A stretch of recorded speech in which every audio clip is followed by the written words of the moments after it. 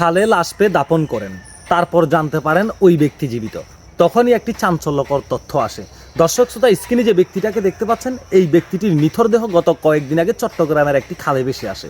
আর তখন পুলিশ প্রশাসন এখন এলাকাবাসী তথ্য চায়।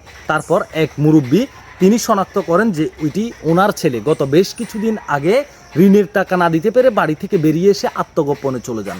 তখন তিনি মানসিক চিন্তায় ভেঙে পড়ে তার এই নিথর দেহটি দেখে মনে করেন তার ছেলে, আর সেই নিথর দেহটি সে বোলায় নিয়ে যায় এবং সেখানে দাফন করেন।